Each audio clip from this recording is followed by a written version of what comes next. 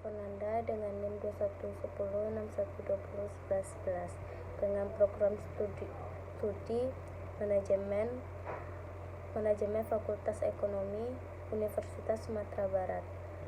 Saya bakalan menyampaikan rangkuman mata kuliah aspek hukum dalam bisnis dengan dosen pengampu Bapak Muhammad Hendra SEMM. Bab 1. Hukum, tujuan dan sumber hukum, kodifikasi norma dan hukum ekonomi. Pengertian hukum. Hukum adalah peraturan-peraturan yang bersifat memaksa yang menentukan tingkah laku manusia dalam lingkungan masyarakat. Tujuan hukum dan sumber hukum.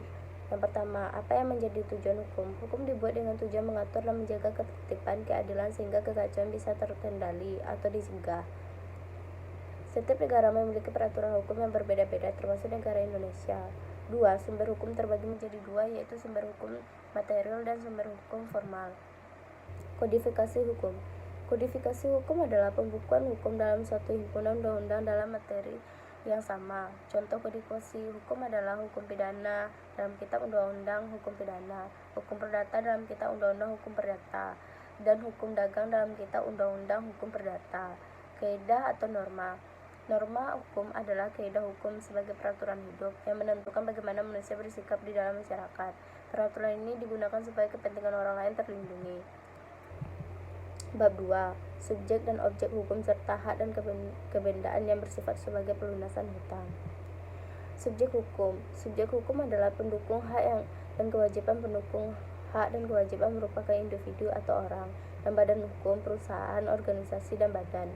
Objek hukum. Objek hukum adalah segala hal yang mempunyai manfaat bagi subjek hukum, serta dapat menjadi pokok permasalahan dan kepentingan bagi para subjek hukum, di mana objek hukum tersebut dikuasai oleh subjek hukum. Agar lebih mudah dipahami, ada baiknya kita memberi contoh. Contohnya, Budi memiliki sebuah mobil. Hak kebendaan yang bersifat sebagai pelunasan hutang. Hak kebendaan yang bersifat sebagai pelunas hutang atau hak jaminan adalah hak jaminan melekat pada kreditor yang memberikan kewenangan untuk melakukan eksekusi kepada benda yang dijadikan jaminan jika debitur melakukan prestasi terhadap suatu prestasi atau perjanjian. Bab 3. Hukum perdata yang berlaku di Indonesia serta sistematika hukum perdata yang berlaku. Hukum perdata yang berlaku di Indonesia. Hukum perdata yang berlaku di Indonesia adalah hukum perdata Barat Belanda yang pada awalnya berinduk pada kitab undang-undang hukum perdata yang aslinya berbahasa Belanda atau dikenal dengan Burgerlijk Wetbek dan biasa disingkat dengan BW. Sejarah singkat hukum perdata. Sejarah pembuktian bahwa hukum perdata yang saat ini berlaku di Indonesia tidak lepas dari sejarah hukum perdata Eropa. Bermula di benua Eropa, terutama di Eropa kontinental, berlaku hukum perdana Romawi. Di samping adanya hukum tertulis dan hukum kebiasaan setempat, diterima hukum perdata Romawi pada waktu itu sebagai hukum asli dari negara-negara di Eropa. Oleh karena keadaan hukum di Eropa kacau balau, di mana tiap-tiap daerah selain mempunyai peraturan-peraturan sendiri, juga peraturan setiap daerah itu berbeda-beda. Pengertian dan keadaan hukum di Indonesia. Hukum di Indonesia merupakan campuran dari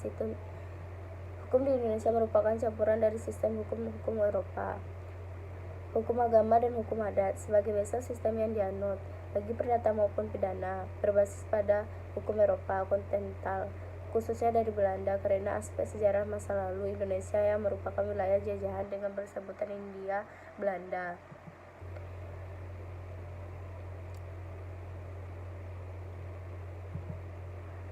Bab 4. Dasar hukum dan azas-azas perikatan serta prestasi dan hapusnya perikatan. Pengertian dari dasar hukum. Dasar hukum merupakan ketentuan peraturan perundang-undangan yang melandasi penerapan suatu tindakan atau penyelenggaraan oleh orang atau badan agar dapat diketahui batasan atau posisi dan sanksinya. Azas-azas dalam hukum perikatan. Sumber perikatan dalam pasal 1233 KUH Perdata. Bunyi pasal 1233 KUH Perdata. Tiap-tiap perikatan dilahirkan baik karena persetujuan, baik karena undang-undang, prestasi dan akibatnya. Dan prestasi memberikan akibat hukum terhadap pihak yang melakukan dan membawa konsekuensi terhadap timbulnya hak pihak yang dirugikan untuk menuntut pihak yang melakukan prestasi untuk memberikan ganti rugi, sehingga oleh hukum diharapkan agar tidak ada satu pihak pun yang dirugikan karena prestasi tersebut. Hapusnya perikatan. Menurut pasal 1381 KUHP Perdata, ada 10 cara hapusnya perikatan, yaitu 1. Karena pembayaran, 2. Penawaran pembayaran tunai diikuti dengan penyimpanan atau penitipan, 3. Pembaharuan hutang atau inovasi, 4. Perjumpaan hutang atau kompensasi, 5. Percampuran hutang, 6. Pembebasan hutang, 7. Musnahnya benda yang terhutang, 8. Pembatalan, 9. Berlakunya syarat batal, 10. Lampu waktu atau daluarsa. Bab 5. Perjanjian baku atau standar yang pasal-pasalnya ditentukan perjanjian yang diatur di dalam dan di luar Bugerlich, Wetback atau BW.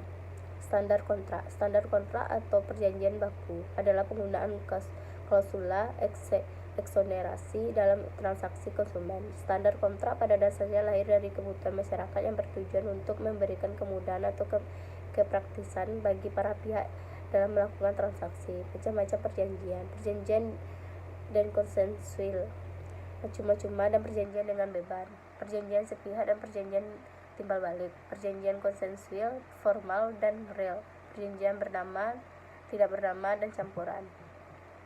Syarat sah perjanjian diatur dalam pasal 1320 KUH Perdata mengatur bahwa untuk sahnya perjanjian diperlukan 4 syarat. Yang pertama, sepakat mereka yang mengikat dirinya. Yang kedua, syarat sahnya perjanjian untuk membuat suatu perikatan. Yang ketiga, suatu hal tertentu. Yang keempat, suatu sebab yang halal.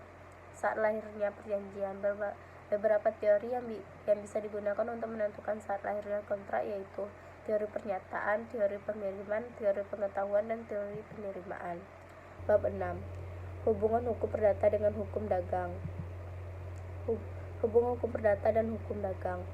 Hukum dagang adalah aturan-aturan yang mengatur hubungan orang yang satu dan lainnya dalam bidang perniagaan, sedangkan hukum perdata dapat diartikan sebagai rangkaian peraturan-peraturan hukum yang mengatur hubungan antar orang yang satu dengan yang lain, dengan menitik beratkan kepada kepentingan perseorangan. Berlakunya hukum dagang. Perkembangan hukum dagang abad pertengahan di Eropa tahun 1000 sampai 15.000 di Italia dan Prancis Selatan telah lahir kota-kota sebagai pusat perdagangan. Sementara itu, hukum Romawi ternyata tidak dapat menyelesaikan seluruh perkara-perkara yang timbul dalam perdagangan. Hubungan pengusaha dan pembantunya.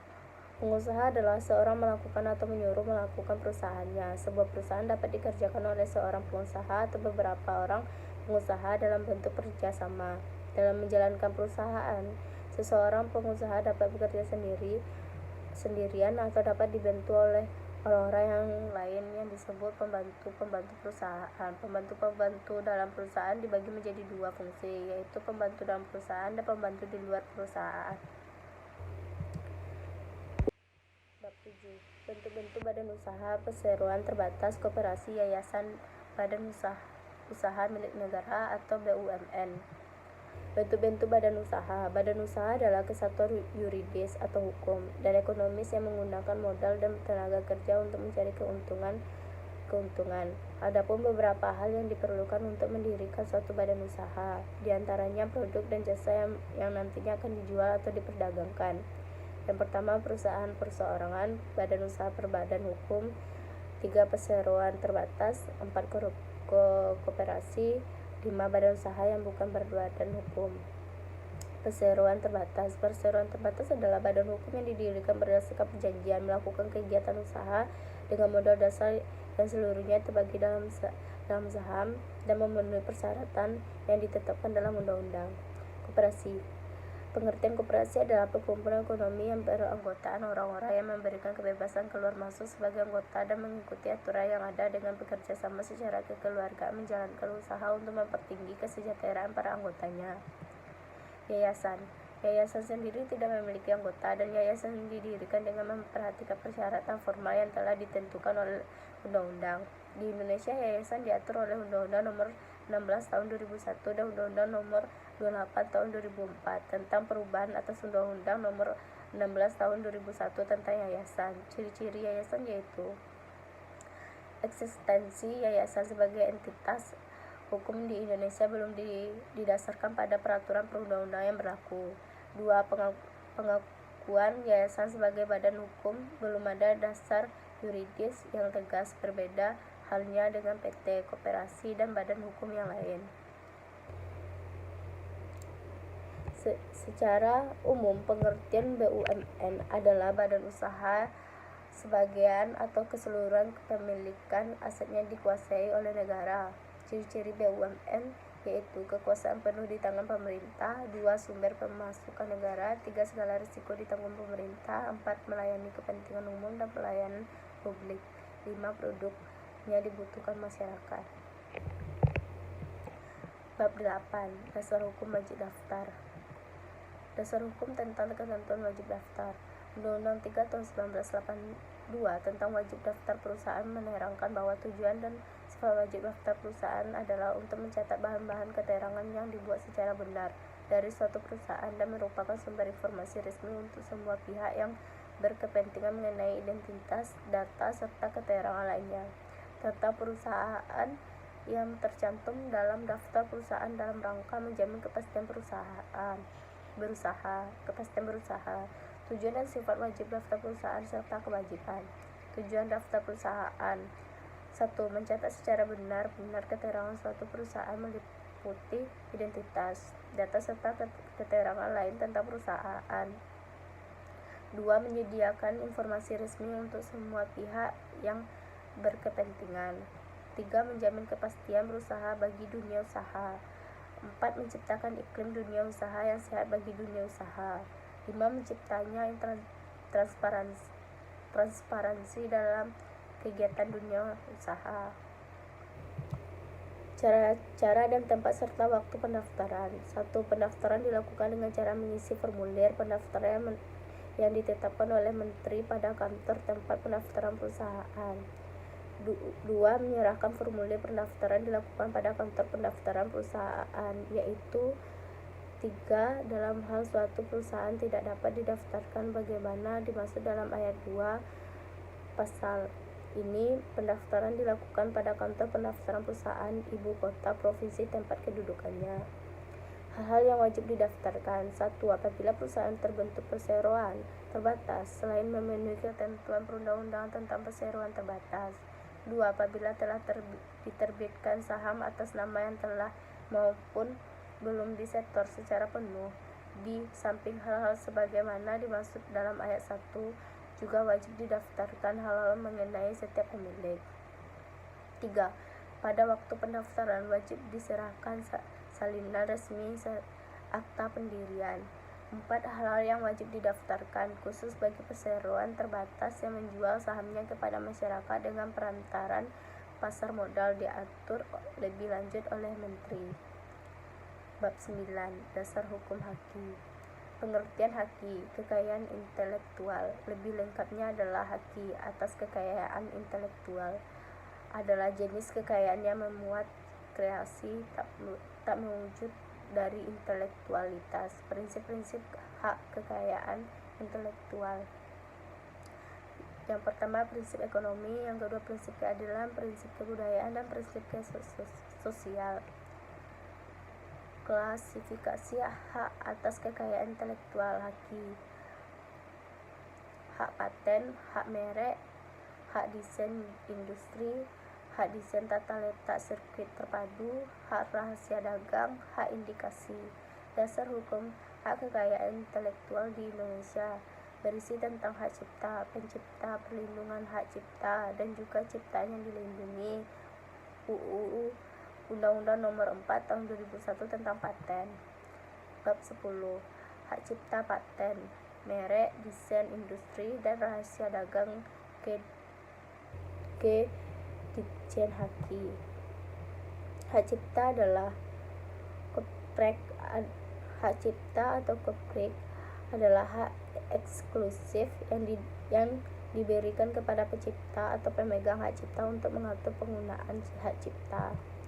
Pengertian hak paten: hak eksklusif inventor atas invensi di bidang teknologi untuk selama waktu tertentu melaksanakan sendiri atas hak paten. Ada 2 jenis paten. Paten diberikan untuk invensi yang baru. 2. Paten sederhana.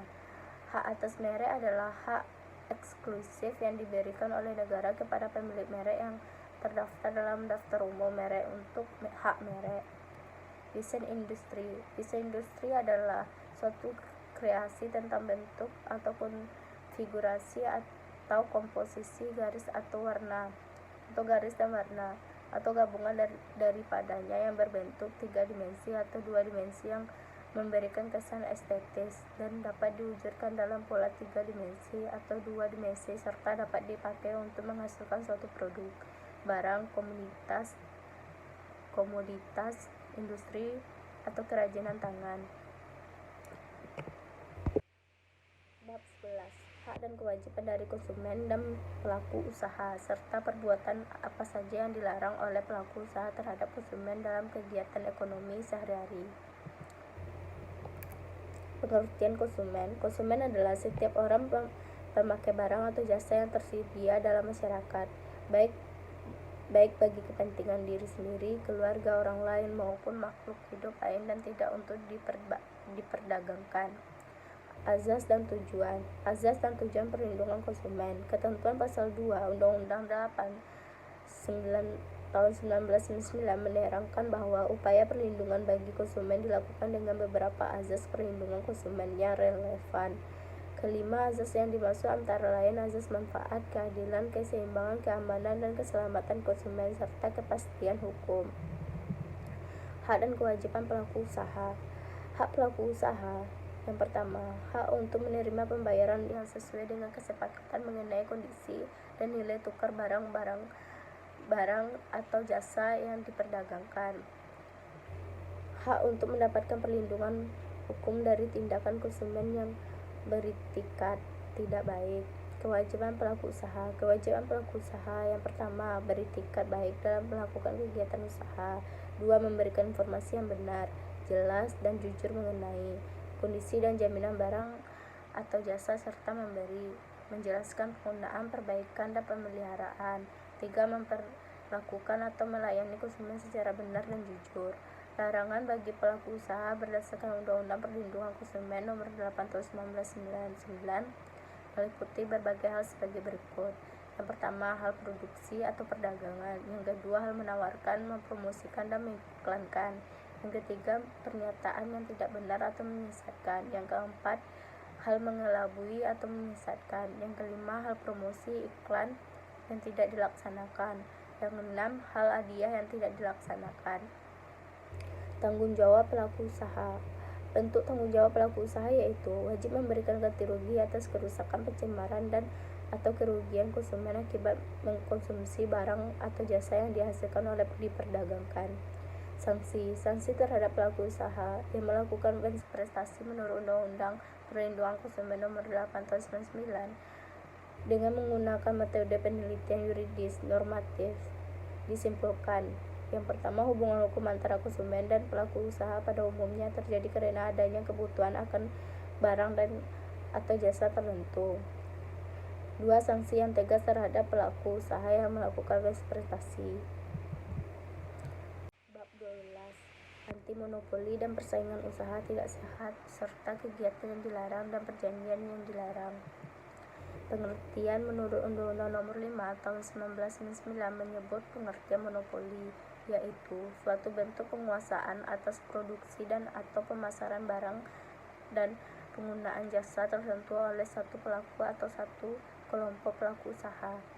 Azas dan tujuan anti monopoli dan persaingan usaha tidak sehat berkaitan dengan keberadaan Undang-Undang Nomor 5 Tahun 1999 tentang larangan praktek monopoli dan persaingan usaha tidak sehat atau Undang-Undang Anti Monopoli yang berdasarkan demokrasi ekonomi dengan memperhatikan keseimbangan antara kepentingan pelaku usaha dan kepentingan umum mempunyai peranan yang sangat penting dalam mewujudkan iklim usaha yang sehat di Indonesia.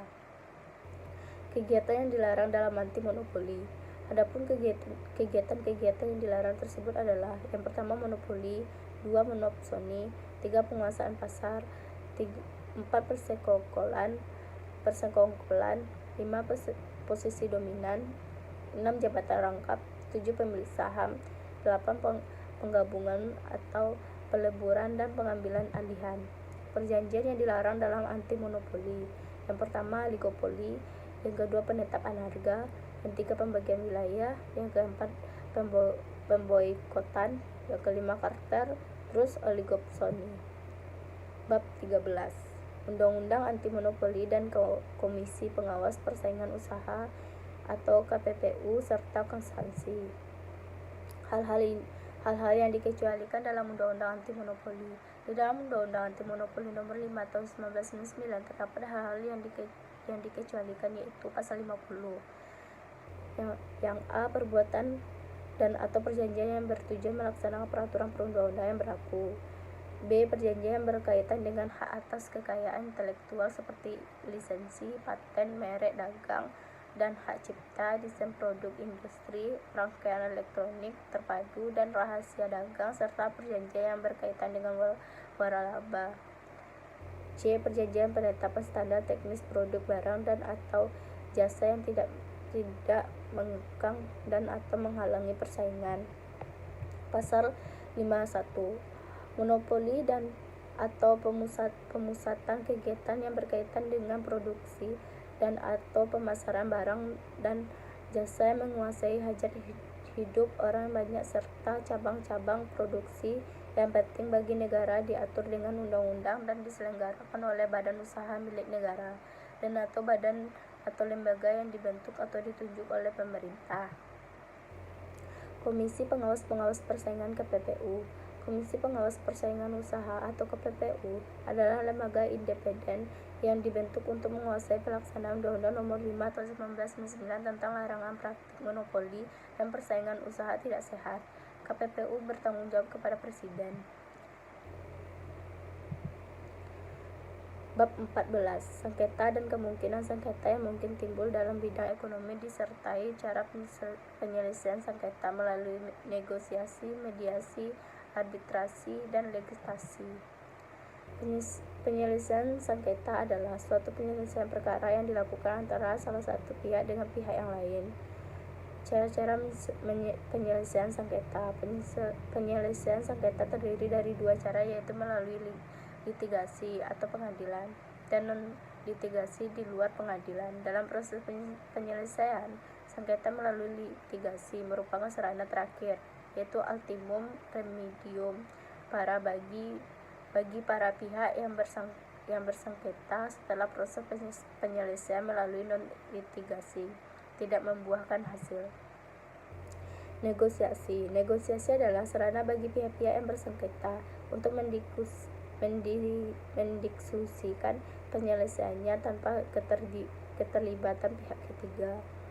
Mediasi adalah intervensi terhadap suatu sengketa oleh pihak ketiga. Mediator yang dapat diterima tidak berpihak dalam netral serta memberi para pihak yang berselisih mencapai sepakatan secara sukarela terhadap permasalahan yang disengketakan.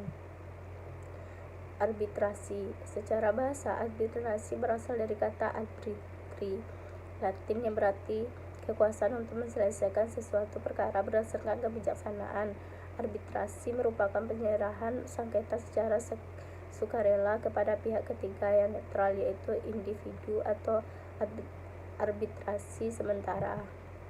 Perbandingan antara perundingan arbitrasi dan ligitasi. A. Negosiasi atau perundingan. Negosiasi adalah cara penyelesaian sengketa di mana para pihak yang bersengketa saling melakukan kompromi untuk menyuarakan kepentingannya. B. Litigasi adalah sistem penyelesaian sengketa melalui lembaga peradilan. Demikian materi yang saya sampaikan. Jika ada kesalahan saya minta maaf. Terima kasih. Assalamualaikum warahmatullahi wabarakatuh.